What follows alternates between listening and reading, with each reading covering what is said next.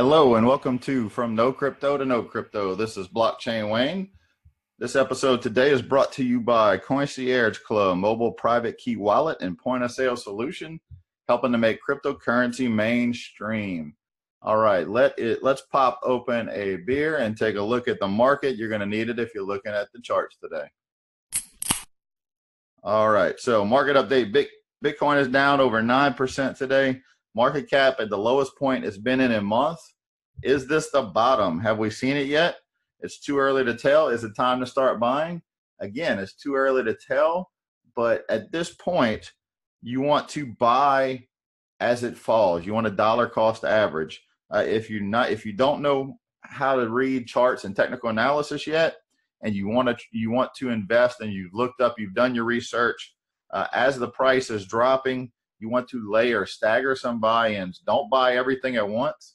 I compare that to, I remember when I was a kid and I had some money in my pocket, burning a hole in my pocket, blew it on something stupid, and then something really good came along. I didn't have any money to spend. It's the same thing here whenever you're buying as it falls. And you also don't want to try to wait and catch the bottom, because that's like trying to catch a falling knife. Very hard to do. Stagger your buy-ins. It may dip a little bit more after you finish your buy-ins, but at least you got in at a good point. All right, so let's look at the market. What is going on today? So what in the crypto is Facebook up to? So former head of Messenger, David Marcus, who leads the Facebook crypto team, yes, I said that right, Facebook crypto team, basically announced he was stepping down from the board of Coinbase, the biggest crypto startup. Facebook told CoinDesk that this was to avoid the appearance of a conflict of interest, which is exactly what it was. So Marcus provided a statement to TechCrunch explaining he was stepping down because of the new group I'm setting up at Facebook around blockchain. So interesting to see what's going to happen. David Marcus came from PayPal. He was at one time the president of PayPal. He was the one that implemented the payment system within Facebook Messenger. So where is this going for crypto? It's very hard to say. I would predict the first thing you probably see come out of Facebook in the cryptocurrency space would be a mobile wallet. Now, there may be more coming than that. Maybe their own cryptocurrency. Is too early to tell, but that is just my prediction. So next up in the news, so Talos Foundation has announced that it will be issuing financial grants to research institutions for blockchain tech and smart contract developments, according to an official press release dated yesterday. So the Talos Foundation will provide grants to 4 universities: Cornell University, University of Barra-Interior, the University of Illinois at Urbana-Champaign, and France IOI, as noted in the press release. So Talos was an ICO that launched last year, had a lot of legal troubles before even getting that project off the ground. I personally invested in that one a year ago. See a lot of premise, a lot of use, a lot of functioning use out of their blockchain technology they're developing. We will see what happens with that, as just recently they were able to get the tokens issued to the people that had invested into the ICO. So next on the agenda, Singaporean venture capital firm Golden Gates Ventures is launching what it bills as Southeast Asia's first dedicated venture capital cryptocurrency fund with $10 million in investment capital. So dubbed LoonX Ventures, the fund's also going to focus on cryptocurrency and blockchain space by investing in early stage startups, including cryptocurrency exchanges. There's a lot of exchanges emerging on the market today. As I mentioned in yesterday's episode, if you haven't listened to it, check it out. Basically, decentralized exchanges are really what's going to lead the way. There's been some problems with centralized exchanges. You're storing, in some cases, decentralized cryptocurrencies on a centralized exchange. Exchange gets hacked through no fault of your own, and you're out some money. About 8 months ago, I had some money in a project called Ryblox.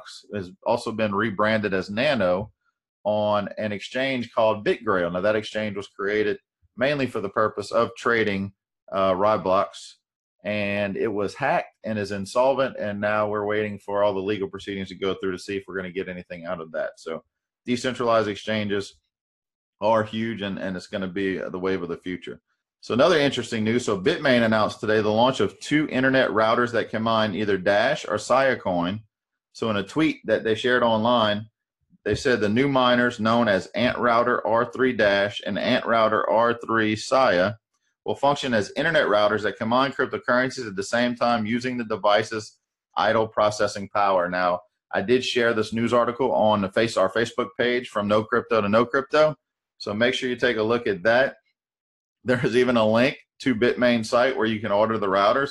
Not a bad price, not exactly sure what it's going to mine, but if it's using the idle time of your router, the idle power already, it's not really going to cost you much, if anything, in electricity. So why not pick up a few coins here or there? All right, so moving along, where are the bulls? So I know we're looking at everything. We're knee deep in what we think is a bear market. The market's been down for some time. Some spikes here or there, nothing really sustainable. But the bear, yeah, that's the bear. The bear is ruling right now, but where are the bulls? When will they return? So we've got to get ready for a bull run right now. Right now, there's blood in the market. People are panicking. We're seeing the lowest it's ever been. Now is when we get ready for the bull market that will emerge. When it's going to happen, nobody knows the future. But think about this. Noah did not wait for the rain until he started to build the ark, right? So you've got to be ready now. The last bull run that Bitcoin went on, just listen to these numbers and these timelines. So November 13th to December 18th, 2017, that's only a 35-day period. Bitcoin price went from 6,100 to 19,500. Think about that. Where's Bitcoin right now? As of this time of this recording, Bitcoin's right at 6,100. So it doesn't take long for a bull run to happen. So Fundstrat's Tom Lee issued a hypothesis stating that crypto bull and bear markets are cyclical and made up of actually 3 stages. We think it's just bull and bear. He listed as a bull run, a bear market, and then nothing. Now, nothing is basically just sideways movement, not a lot, maybe some spikes and valleys, but nothing really sustainable. And then it repeats. Well, if you're looking at the statistics right now, most people are saying that we are in that nothing stage. How long does that nothing stage last? On average in Bitcoin's history, it's been about 135 days. That, looking at when you could typically say we hit the bottom of the bear market and went into this nothing movement, we're very close. A bull run could take place anytime. It is going to take some positive news, some positive market sentiment just to propel it. But when everything aligns, the technicals line up, the market sentiment lines up, and we start seeing a lot of money flowing into crypto like we're seeing in the news every day, we're going to see the bull market take off. So no way to tell. Just make sure you're ready. So let's look at quickly. I'm going to just cover a quick topic tonight in our crypto education corner. So you hear us talking about cryptocurrency. Maybe this is the first time you listen to it. Maybe you're thinking about investing. Maybe you got involved and don't really understand it yet, right? So all I want to talk about right now is what are the benefits of cryptocurrency? What makes cryptocurrency? What are some arguments as to why it's better than what's already currently there? What is better than the dollar bill sitting in my pocket? What is better than the money that's sitting in my bank that I can go pay with a plastic card? And when you really understand the premise of our banking system with fractional reserve banking, it is going to lead, it can lead to hyperinflation because in essence, they're not printing more money, but the supply of money is grossly inflated based on fractional reserve banking. In other words, in layman's terms, if everybody that had money in the bank was to go down to the bank tomorrow and want to get their money out, the bank would be insolvent. The bank would not be able to cover all of that. Now think about that. That is part of what's going on. So why is cryptocurrency better? What's the benefits? Cheaper fees for both the user and the merchants. How many times have you gone to take out money and had to pay a several dollar fee? Or how many times have you tried to send money and had to pay fees? And if you are a merchant or retailer, you accept credit card payments in your business, you pay swipe fees. Every time someone swipes a credit card, you're paying a swipe fee to that card merchant. So that's one of the things. Ownership cannot be seized by a government, right? It's not issued by the government, can't be seized by the government. It is independent. You can spend it, and it's got some it's got some anonymous features to it. Got tongue tied on that one. Got some anonymous features to it that allow you to be able to feel secure about certain things you're purchasing. Now, is it private? Not all of them are. They are anonymous, but not private. So, but there are some privacy coins, which is also being billed as a future good investment is in the anonymous privacy coins.